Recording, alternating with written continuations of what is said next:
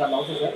ఈరోజు అదే జోగి రమేష్ని ఏదైతే అరెస్ట్ చేశారో కల్తీ మరియు లిక్కర్ కేసు స్కామ్లో దాన్ని మీరు ఎలా చూస్తున్నారు సార్? రమేష్ గారిని అరెస్ట్ చేయడం 100% కరెక్ట్ అని నేను అనుకుంటున్నాను.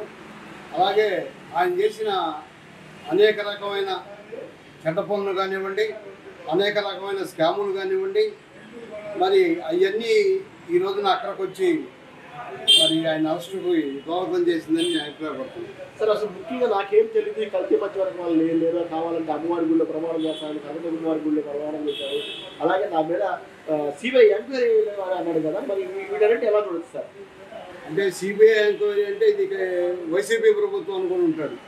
ఆయన కూటమి ప్రభుత్వం అనుకోవాలి. వైసీపీ ప్రభుత్వం ఆయన ఏం చేసినా చెల్లుబాటు అయిందని ఆ దేశంలో ఆలోచిస్తూ గబక్క నిద్రలేసి అయ్యో ఇది వైసీపీ ప్రభుత్వం కాదే కూటమి ప్రభుత్వం అని చెప్పి నాలుగు గడుచుకొని ప్రజలు ఏ రకంగా నన్ను అర్థం చేసుకుంటారని తెల్లారిపాటికి దుర్గా అమ్మవారి గుడి గుర్తొచ్చింది. దుర్గా అమ్మవారి గుడికి వెళ్ళి మరి ఎవరు అడగకుండానే నేను ప్రమాణం చేస్తున్నాను, నాకే సంబంధం లేదు అనగానే మరి ప్రజలంతా నమ్మేస్తారని ఆయన అనుకున్నాడు. కానీ ప్రజలు విశ్వసించలేదు. కానీ మూడో రోజే ఆ అమ్మవారి మహిమ చూపించి తెల్లారిపాటికి ఆయన కార్యక్రమాన్ని ఆయన పని ఆయనకి చేయడానికి మరి గవర్నమెంట్ సన్నద్ధమైంది. మరి ఆయన అంత నికాల్సుగా ఉండి మరి ఆయనకి ఏ తప్పు తెలియనివాడైతే 3 గంటల సేపు తలపెందుకు తీరా. మరి అదే రోజున చంద్రబాబు నాయుడు అయితే ఆ రోజున ఎమ్మటే తీసుకెళ్లారే, అనేక రకాలుగా తిప్పారే. మరి అది గుర్తురాలేదా మీకు? మరి జోగి రమేష్ గారు మరి 3 గంటల సేపు ప్రజలు రందే ఆయన్ని పట్టుకుని లాక్కెళ్తారనుకున్నారా, లేకపోతే ఇదేనా వైసీపీ ప్రభుత్వంలో అరాచకమైన పాలన చేయడం అనుకున్నారా? వాళ్ళు అరాచకమైన పాలన చేస్తారు కాబట్టి ఆ రోజున మంత్రులను లెక్క చేయకుండా, నాయకులను లెక్క చేయకుండా ఈడ్చుకొని తీసుకెళ్ళి ఎత్తులు కాపుతున్నా కూడా అనేక ఊళ్ళు తిప్పిన వైనం గుర్తొచ్చి ఉంటుంది ఆయనకి. అది ఇవాళ నేను బయటకు వచ్చి వాళ్ళకి దొరికితే నన్ను ఏదో చేస్తానుకున్నా. కానీ చంద్రబాబు నాయుడు గారి పరిపాలనలో ఆ అన్యాయపు కార్యక్రమాలు జరగవని అప్పుడు తెలుసుకోలేకపోవటం వల్లనే 3 గంటల సేపు ఇంటి నుంచి బయట రావడం కష్టమైందండి. సార్ ముఖ్యంగా అంటే ఇదే జోగి రమేష్ గారు గతంలో చంద్రబాబు నాయుడు గారి ఇంటి మీదకి వెళ్ళి అంటే ఒక రకమైన దుమ్మి టైప్లో చేశారు. అదేమంటే ఏదో వెంట పక్కన ఇద్దాం అంటారు. నిజంగా ఈయన రాజకీయ ప్రస్థానం అంతా కూడా ఎలా ఉంది సార్? అంటే మీ మాటల్లో ఆయన రాజకీయ ప్రస్థానం ఎలా ఉంటుందంటే ఆ రోజు చంద్రబాబు నాయుడు గారి ఇంటి మీదకి వెళ్ళినప్పుడు గేదెలకు తాళ్ళు కట్టేశాడు. ఏది ఒక జంతువులకు కనుక వెనకాల కాళ్ళు చంపేసి ముందేపు కనుక నన్ను పొడుస్తూ ఏమో అన్నట్టుగా భయంతో వెనక ముందు గుంపుతూ మాట్లాడినట్టు భయపడుతున్నట్టుగానే చంద్రబాబు నాయుడు గారు ఇంట్లో ఉంటే తాళ్ళు పెట్టి కట్టి నువ్వు బయటికి రా చూస్తా అంటే చంద్రబాబు నాయుడిని బయటికి రమ్మనే అంత ఈయనకి స్తోమత ఉందా? ఆయన అసలు రాజకీయంగా ఆయన అనుభవం ఏంటి, ఈయన అనుభవం ఏంటి? ఆ రోజున మినిస్టర్ పదవి కోసం ఆశపడి ఆయన మరి జగన్మోహన్ రెడ్డి గారి నొప్పుల కోసం ఈ గవర్నమెంట్ని మరి ఏ రకంగా తీసుకెళ్లాలో తెలియక మరి ఆ కార్యక్రమాన్ని చేయడం జరిగింది. కానీ దానికి తగ్గ మూల్యం చెల్లించుకోవటం ప్రజలు సంసిద్ధమయ్యి చక్కగా 11 సీట్లు ఇచ్చారు. సార్ ముఖ్యంగా జోగి రమేష్ గారిని నన్ను అరెస్ట్ చేశారు. ఆయన ఏమంటారంటే అసలు నాకు కల్తీ మద్యం పట్ల నాకు ఎటువంటి ఇది లేదు, నాకు ఎటువంటి సంబంధం లేదని అంటున్నారు. నిజంగా కల్తీ మద్యం వరకు మాత్రం జోగి రమేష్ గారు హస్తం లేదంటారా? కర్మానుసారం ఏది చేస్తే అదే జరుగుతుందండి. అది భగవంతుడే చూస్తాడు ప్రతి వాళ్ళని. ఆయన చేసిన పాపాలే ఆయనకే ఇది అవుతుంది. ఇవాళ తాటి చెట్టు కింద కూర్చొని నేను మజ్జిగ తాగుతున్నానంటే నన్నే అంత ఇందులో ప్రజలు లేరు. అతను చేసిన పాపాలు అతనికే చుట్టుకుంటాయి. ఆ రోజున చంద్రబాబు నాయుడు గారి ఇంటి మీదకి వెళ్ళి నువ్వు చేసిన వల్ల ఈ లక్షల మంది కోట్లాది మంది ప్రజలందరూ చూశారు. ఆ పాపమే నీకు పట్టుద్ది. అది నీతోటి కాకుండా నీ కుమారుని కూడా తీసుకొచ్చి అతని చేత కూడా ఆ వయసులో ఉన్న వ్యక్తి కూడా లేనిపోయిన అబద్ధాలని మాట్లాడి ఎగబడి మీద ఇచ్చేస్తున్నారు. రౌడీయిజం ఎంతకాలం ఆగదండి. నిజమైన పరిపాలన, న్యాయ పరిపాలన జరిగినప్పుడు భగవంతుడు చూస్తూనే ఉంటాడు. ప్రజలందరూ కోరుకునేది కూడా చల్లటి పరిపాలన. నీకు చేసిన పాపం నీకే పట్టుద్ది. అంతకన్నా నా పోవడం మేము విమర్శించలేదు. నేను తప్పు చేస్తే నాకు నా కుటుంబానికి లేదు, అదే నీకు జరుగుతుంది. దాన్ని తప్పు అనేది మేము ఎవరూ అనం. కానీ మన స్థితిలో మనం చేసింది అవినీతి అనేది నీవు ఎంతమంది ప్రాణాలకు నువ్వు ఇచ్చిన చీప్ లిక్కర్తో ఎంతమంది ప్రాణాలు పోయారో, కర్షకులు, కార్మికులు ఎంతమంది బాధపడ్డారో మనం కన్నారో చూసారు. ఇవాళ కాదు నేను బుకాయించుకొని దేవత ముందర కూర్చొని నువ్వు చేసిన దాంట్లో ప్రమిదలో పెట్టుకొని కర్పూరం వెలిగితే ఎవరన్నా భక్తితో చేస్తే అరచేతిలో పెట్టి చెయ్యి కాలినా కూడా తన యొక్క ఇది సత్యాన్ని నిరూపించుకుంటారు. నువ్వు చేసి కింద ఆకు పెట్టి పైన ఏది అంతా అందరికి కనబడుతుంది. ఇది మోసమా కాదా ప్రజలే తెలుస్తారు. మనం చెప్పేంత అది కాదు, ఎవరి పాపం వాళ్ళకే దొరుకుతుందండి. ముఖ్యంగా 73 ఏళ్ల వయసులో చంద్రబాబు నాయుడు గారిని అరెస్ట్ చేసినప్పుడు ఇటువంటి మాటలు ఇవ్వాలి. అంటే ఒక పెద్దాక్షరంగా ఒక కక్షతో ఆయన అరెస్ట్ చేసిన సందర్భాలు మనం చూసాం. ఇవాళ ఈ వైసీపీ వర్గీయులు ఎవరు అరెస్ట్ చేసినా కూడా చాలా పాపం, ఇటువంటి ఇలా వీడు కేవలం కక్షతోనే ఇలా అరెస్ట్ చేస్తారని ఇందాక ప్రెస్ మీట్ లో మన అనిల్ కుమార్ యాదవ్ కూడా మాట్లాడుతున్నారు. నిజంగా మీరు ఆ సందర్భం చూస్తే ఏమనుకున్నారు? చెప్తున్నాను కదండి, మంచి వ్యక్తికి మంచిగానే జరుగుతుంది, చెడు వ్యక్తులకి ఇటువంటి అన్ని జరుగుతాయి కూడా. చెడు చేసుంటేనే ఆ పాపం మీకు జరుగుతుంది. నిర్భయంగా మీరు అన్ని రోజులు చంద్రబాబు నాయుడు గారిని జైల్లో పెడితే ఒక్క మచ్చ లేకుండా బయటకు వచ్చిన వ్యక్తి ఆయన. ఆయన్ని విమర్శించే వ్యక్తులు కానీ ఆయన విమర్శించగలిగిన స్థాయి మీకు కాదు, మీ ప్రభుత్వానికి కాదు, మీ నాయకులది కాదు. అందరే తోడు దొంగలు మీరు. కానీ నిజమైన వ్యక్తి, కల్మషం లేని వ్యక్తి, సరైన పరిపాలకుడు ఉంటే ఇవాళ ఆంధ్రప్రదేశ్ ఎలా ఉన్నది మీ కళ్ళకే కడుతుంది. ఇది చెప్పాల్సిన పని లేదు. ప్రతి పేదవాడికి కూడా బియ్యం కానీ సరఫరాలు అన్నీ కూడా కూటమి ప్రభుత్వంలో ఉన్న నాయకులు మొత్తం కలిగి చేస్తున్న కృషి ఇంత అంతా కాదు. అది ప్రజలందరికీ తెలుసు.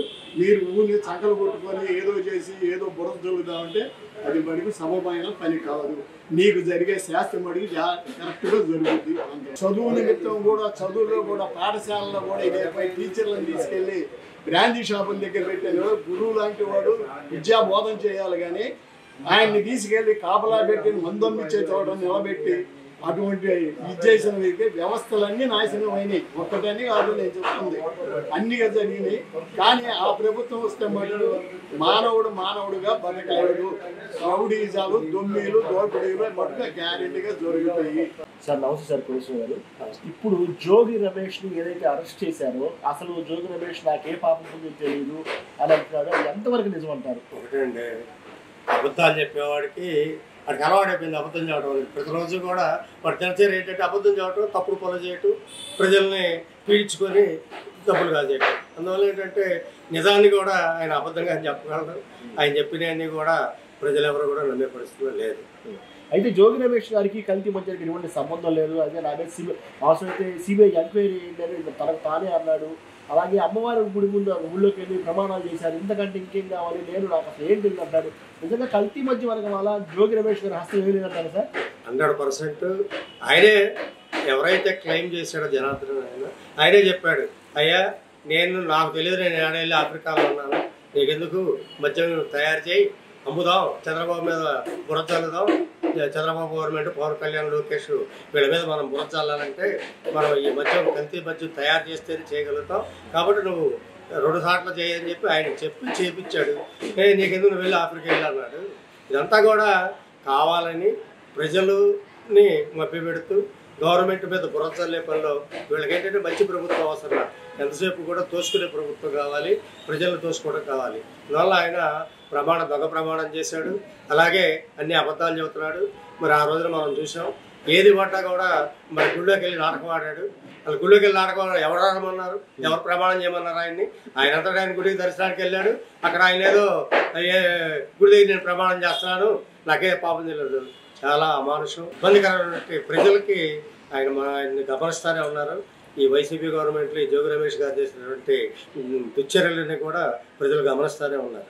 సార్ ముఖ్యంగా అంటే ఏదైతే జోగి రమేష్ గారు అంటే ఒక సీనియర్ వైసీపీ నేతగా ఓకే, ఆయన కుమారుడు కూడా చంద్రబాబు నాయుడు అంత వ్యక్తిని సాక్షాత్తు ఆయన కంటే వయసులో పెద్ద ఆయన కూడా లేకుండా అసలు మాట్లాడిన తీరు గారు మీరు ఏమనుకున్నారు సార్? అట్లా వాళ్ళ అబ్బాయి మాట్లాడిన తీరు గారు అసలు ఎవరైతే చట్టం దానిపైన చేసి నువ్వే చెప్పావు, నాకు సిఐడి ఎంక్వైరీ వేసుకోండి, అదేంటి నేను ఏ పాప ఎరగడని చెప్పావు. మరి సిఐడీలో వచ్చినప్పుడు 3 గంటలు ఇంట్లో నుంచి బయటకు ఎందుకు రాలా? నువ్వు బయటికి రాలా. గేటు తీయడానికి 3 గంటలు పట్టింది మీకు. మీ జనాలందరూ పిలుచుకొని మీ కార్యకర్తలు హంగామా చేసి భయపెట్టి పారిపోవాలని చూసాము. మరి మీ కుమారుడు ఎలాంటి సంబంధం లేదు కదా, మరి ఆ కుర్రోడు అంత రెచ్చిపోవాల్సిన అవసరం ఉంది. నిన్న ఇంటి దగ్గర రెచ్చిపోయాడు, కోర్టులోనూ రెచ్చిపోయాడు. మరి ఆ కుర్రాడు భవిష్యత్తు వాళ్ళంత ఉందనుకుంటున్నాం. మరి అబ్బాయి చూస్తుంటే వాళ్ళ అడుగుదాలను మించిపోయేటట్టున్నాడు. ఆయన హంగామా, ఆయన అరుపులు, నిన్న ఎస్ఐ గారి మీద కూడా తిరగబడ్డాడు. నిజంగా మరి ఇలాంటి దుశ్చర్యలు చేస్తుంటే మరి ప్రజలు వాళ్ళని క్షమించకూడదని నా ఉద్దేశం. సార్, గతంలో ఇదే జోగి రమేష్ గారు చంద్రబాబు నాయుడు గారు ఇంటి మీదకి వెళ్ళి దొల్లి, అంటే ఒక రకంగా కారులు వేసుకొని రాడ్లు వేసుకొని వెళ్ళాడు. కానీ అడిగితే మళ్ళీ ఏదో దాన్ని ప్లేట్ ప్రయాణించడానికి మాట్లాడాడు. అది ఆ విషయం మీకు గుర్తుంటే ఒకసారి మీరు మాట్లాడండి. ఒకటండి, ఆ రోజున వీళ్ళందరూ కూడా మరి ఒక తాడేపల్లి ప్యాలెస్ లో కూర్చొని అందరూ కూడా ఒక ఈ చంద్రబాబు గారి ఇంటి మీద కళాంటూ ప్లాన్ వేసుకొని మరి కృష్ణా జిల్లా, గుంటూరు జిల్లా, అలాగే అక్కడ ఉన్నటువంటి నాయకులందరినీ కలుపుకొని అందరినీ రెచ్చగొట్టి, ఈ యూత్ నాయకులను కూడా రెచ్చగొట్టి మరి చంద్రబాబు ఇంటి మీదకి వెళ్ళి ఆయన ఇంట్లోంచి బయట రాకుండా తాళ్ళు కట్టి ఆయన్ని బయట రాకుండా చేశారు. దానిలో ఆ రోజున కనుక పోలీసు వాళ్ళు సరిగా లేకపోతే ఆయన ఇంటి మీదకి వెళ్ళటమే కాదు, చంద్రబాబుని ఏం చేసేవాళ్ళు కూడా తెలియదు. అంత కిరాతకంగా ప్రవర్తించారు. మరి దానిలో మనం చూసాం ఆ రోజున మరి రాడ్లు వేసుకొని, కర్రలు వేసుకొని, ఏదో వీళ్ళకేదో అన్యాయం జరిగిపోయింది, న్యాయం చేయాలన్నట్టుగా ఆ చంద్రబాబు నాయుడు ఇంటి మీదకి కరెక్ట్ మీదకి వెళ్ళిపోయారు. నిజంగా ఆ రోజున తెలియదు, ఆ రోజున కనుక పోలీసులు కట్టడి చేయకపోతే ఎంత దొమ్మి జరిగి ఉండేది, ప్రాణ నష్టాలు కూడా జరిగి ఉండేది అనిపిస్తుంది. ఆ రోజున మరి ప్రజలు కూడా గమనించి మరి చంద్రబాబు నాయుడికి ఎంతోమంది మద్దతు పలికారు. వీళ్ళు చేసిన గుచ్చారు.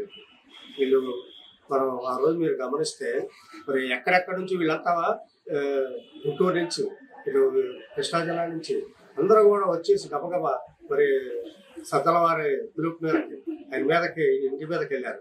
సద్దలవారు బ్యాక్గ్రౌండ్ మొత్తం కూడా నడిపించాడు. అన్నీ కూడా జగన్ అందరూ జరిగినాయి. ఇవాళ ఏదో నేను పరిస్థితులు నాకేం తెలియదంటే జనం మర్చిపోతారా? జరిగినటువంటి ఇది ప్రతి ఒక్కళ్ళు గుర్తుపెట్టుకుంటారు. దీనికి తగిన బుద్ధి మరి మొన్న ఎలక్షన్లో చూపించారు. ఇంకా మీరు 11 నుంచి కూడా ఒకరికి వస్తారు తప్ప నాకు తెలిసి మీ పార్టీ అనేది ఉండడానికి అవకాశం లేదు. నిజంగా సార్, అంటే రాజకీయ విశ్లేషకులు అంటున్నారు, అంటే జోగి రమేష్ ఏదైతే రాజకీయ ప్రస్థానం ఉందో మొదటి నుంచి కూడా అది కొంచెం తేడానే. అతని మాట కానీ, వ్యవహార శైలి కానీ, చేసే పనులు కానీ చాలా దుర్మార్గమైనటువంటి వ్యవహార శైలి అయింది అని అంటున్నారు. నిజంగా జోగి రమేష్ గారి వ్యవహార శైలి, అంటే ఆయన మాట్లాడే తీరు కానీ మీరు చూసినంత ఎలా ఉండేది సార్? ఆయన ప్రతి మాట రౌడీ ఏదైనా అవుతుంది. ఏదైనా నేను చెప్పింది జరగాలి అంతే. ఎవరు పక్కన చెప్పింది జరగకూడదు. లాక్కో ఇదిగా అప్పుడు మనం గమనించాం. మరి ఆ రిసార్ట్స్ సైట్లు అప్లై చేస్తున్నారు. అవన్నీ కూడా కబ్జా అని బయటపడ్డాయి గవర్నమెంట్ వచ్చిన తర్వాత. చంద్రబాబుని అలా పనికిరాని ఎన్ని తిట్లు తిట్టాలని తిట్టాడు, లోకేష్ తిట్టాడు, పవన్ కళ్యాణ్ తిట్టాడు. అసలు అలాంటి మాటలు ఒక రాజకీయ నాయకుడిని ప్రజలు మనకు మేలు చేస్తారు అని ఎన్నుకుంటారు. అంతే తప్ప బూతులు తిడతారు, ప్రతిపక్షం వాళ్ళని ఉండకూడదు అనుకుంటారు, రాజకీయుడు నేను తప్ప పక్కడు బతకూడదు అనుకో, అలాంటి వాడికి ఎన్నుకోరు. ఈ ఎన్నుకున్నప్పటి నుంచి కూడా రౌడీయిజం, మాటల్లో ప్రతి ఒడిని బూతులు తిట్టడం, అలా ఎలాంటి క్యారెక్టర్ లేదు ఇతనికి. ఎందుకంటే రాజకీయ నాయకుడు క్యారెక్టర్ అనేది అసలు ఇతరులో ఎలాంటి పరిస్థితులు లేదు. ఎంత కూడా రౌడీయిజం, దొమ్మి, లాక్కో ఇలాంటివి తప్ప ఇతనికి ఒక వ్యవస్థ అన్నా, ఒక పోలీసు గవర్నమెంట్ అన్నా, ఒక పోలీసు వ్యవస్థ అన్నా ఎక్కడ గౌరవం లేదు. పోలీసు వాళ్ళు తిడుతుంది, చంద్రబాబుని తిడుతుంది, లోకేష్, పవన్ కళ్యాణ్ని, రాజకీయ నాయకుడు బూతులు తిడుతుంది తప్ప వీడికి ఏదైనా కావాలంటే అది బలవంతంగా లాక్కోవటం, వాడేవపోతే అది కొట్టడం. ఇది పరిస్థితి. నిజంగా ఆయన రౌడీయిజానికి మరి ఆశ్చర్యపోవాలి.